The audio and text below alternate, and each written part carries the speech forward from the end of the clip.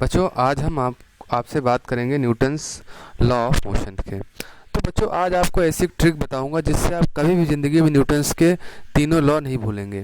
एकदम आसान तरीके से बताएंगे और आप बिल्कुल उनको बिल्कुल ट्रिक के माध्यम से याद रख सकते हैं। तो चलिए देर नहीं करते हैं, शुरू करते हैं।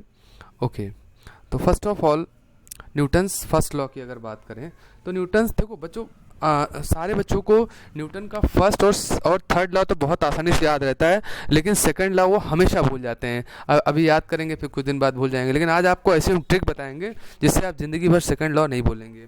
तो इसके लिए सबसे पहले हम शुरू करते हैं न्यूटन्स फर्स्ट लॉ। तो देखो, जैसा कि आपको बताया गया है कि if a body is in rest, okay, तो it will be in rest. अगर कोई बॉडी रेस्ट में है भैया जी तो रेस्ट में रहेगी, और अगर कोई बॉडी मोशन में है तो मोशन में रहेगी। कब तक? जब तक कि उस पर कोई बाहर से फोर्स ना लगाए।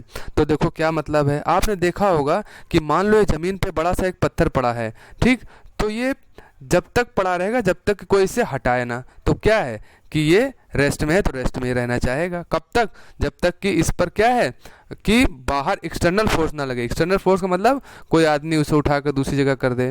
तो वही मतलब कहता है कि if a body is in rest it will be in rest. अब देखो मोशन का हम रेस्ट वाला तो खूब अपने डेली लाइफ में देखते हैं, पेड़ खड़ा है, बिल्डिंग खड़ी है, लेकिन मोशन वाला नहीं देखते। तो जस्ट इमेजिन करिए कि कोई एक ऐसा रास्ता है जिस पे फ्रिक्शन एकदम जीरो है, ये ऐसी सड़क है जिस पे फ्रिक्शन ज़ीरो है। हाँ, तो इस पे मान लीजिए कोई चीज़ आप लुढ़काएंगे तो एक बार लुढ़का देंगे तो ताउम्र ता जिंदगी वो इस पर लुढ़कती रहेगी। लेकिन ऐसा प्रैक्टिकल पॉसिबल नहीं है, लेकिन ये रूल सही है, होता है कि अगर कोई चीज़ रेस्ट में तो रेस्ट में रहेगी, अगर मोशन में तो मोशन में रहेगी। इसका मतलब आपने एक बार साइकिल पेडल मारा तो पूरी ज़िंदगी, पूरी उम्र भर ये मतलब चलती ही रहेगी, फिर रुकेगी नहीं।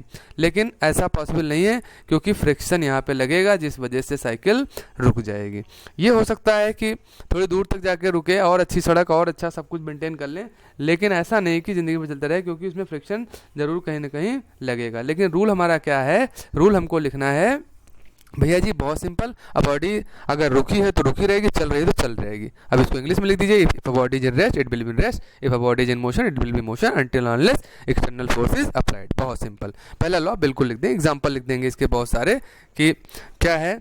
बहुत सारे एग्जांपल हैं। पूछता है कि अगर बस अचानक रुक जाती है तो हम आगे की तरफ गिर जाते हैं।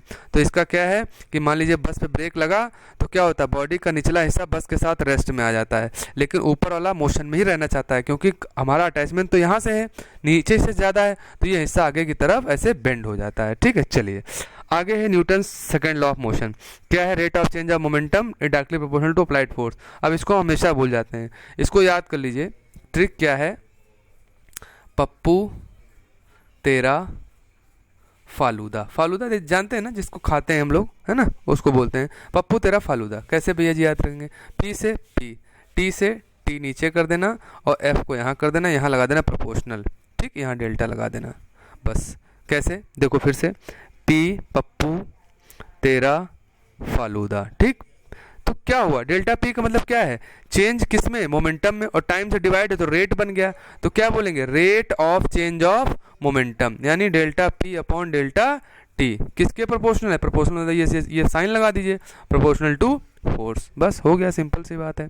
और इसको F is equal to M A भी बोलते हैं। ठीक है, ये न्यूटन सेकंड लॉ, पप्पू तेरा फालूदा। अब आइए न्यूटन का थर्ड लॉ, सीधी सी बात, कर भला तो हो भला। ठीक, मतलब बेटा to every action there is equal and opposite reaction for every action. तुम कुछ भी करोगे तुम्हें उसका आउटपुट देखने जरूर मिलेगा, बस सीधी सी बात याद है ना, कर भला तो हो भला, to every action there is equal and opposite reaction. Thank you बच्चों, थैंक यू। आपको समझ में आ गया होगा तीनों लॉ, अब कभी नहीं बोलेंगे, ठीक, पप्पू तेरा फालूदा कभी नहीं बोलेंगे।